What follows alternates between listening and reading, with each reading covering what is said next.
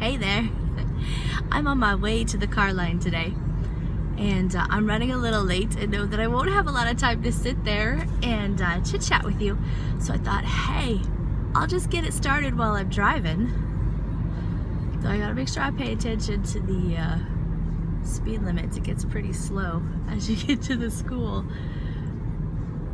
I have been contemplating Christmas and all the normal topics when it comes to being a blogger and now a YouTuber. Can I say that?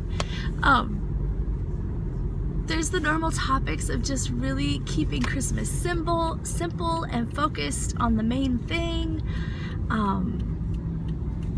preparing for family and worshiping our Messiah as we celebrate his birth, which are all exactly what we should be doing. But sometimes I feel like we hear it so often that we don't really hear it. Does that make sense? And so I was trying to think of some of the other things that my brain tends to wander around thinking about during the Christmas season. And one of the things that always stands out to me is the fact that Christmas is during the winter. And if you have spent any time getting to know me, you have heard me say, I hate winter. I'll be honest, I don't really hate the snow. I do not like being cold. What I hate is driving in the snow. It's my fear that that shows up during the winter, and I struggle with anxiety, and I don't like being afraid. Hold on, we're gonna put the kid in the car. Oh, he's got his basketball. I'm glad I remembered that. Hi, bye.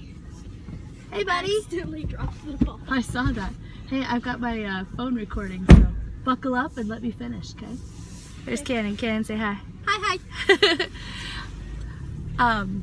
So anyways, really, it's my fear that causes me to hate winter. In fact, great story. On one of our cross-country moves, I was pregnant with Noah, and we were in the U-Haul. Go ahead. And we hit a blizzard in the middle of, I think it was Wyoming. And you buckled, buddy? Almost. Buckle quick, we're getting on the road. And we had this, I think, a 15-foot U-Haul with our car trailered on the back, and we hit black ice. And our U-Haul starts going sideways down the freeway, flips, and goes sideways the other way, somehow straightens out, and we stay on the road. We don't go off the road, and we keep going. It's funny because during, gosh, it was probably only a couple of seconds, maybe a minute, that this was happening. So many thoughts were flying through my head. I'm sitting in the side of this U-Haul, finally pregnant after close to 2 years of trying to get pregnant, and all I could think of is, we are gonna die in this U-Haul in the middle of a snowstorm. And I'm praying, Jesus, oh Jesus, oh Jesus. Like, I can't even put any other words together. I'm just calling out his name. And all of a sudden, Matt yells at me, would you shut up? And I'm like, I'm not saying anything. And he's like, you are screaming. And what I didn't realize, it was my fear had become so great that I'm literally screaming, Jesus, Jesus, Jesus. And I didn't realize it. And Matt's like, I'm trying to keep the U-Haul on the road. But isn't that what fear does? Fear can cause us to act out of the normal. I'm not a screamer. And He's a liar. it can overtake us. So I'm thinking about this story, I'm thinking about how I don't hate winter, and here it is Christmas, and we're in the middle of winter. We've had one blizzard, and I've had to drive in the snow, and I've worked through it. And I got to thinking about how many opportunities in the story of Jesus' birth there were to be afraid. Mary could have been terrified by the fact that she was carrying this baby and nobody would believe her, that it was a gift from God.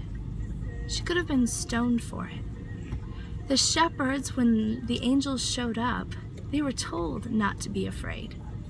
And technically they were unclean, and so to enter in and to mingle with everybody in the town, that was against the Jewish laws. They could have been afraid to go and find Jesus because of the laws that dictated their behavior.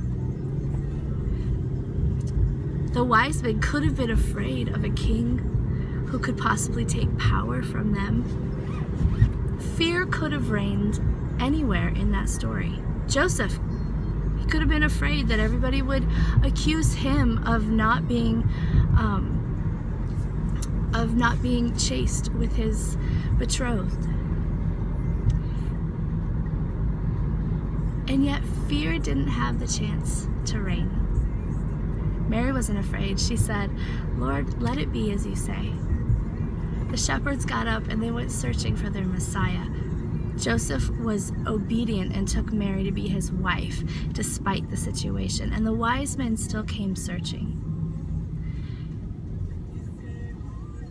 I think that the hidden story of not being afraid is a gem of a story wrapped up at Christmas time.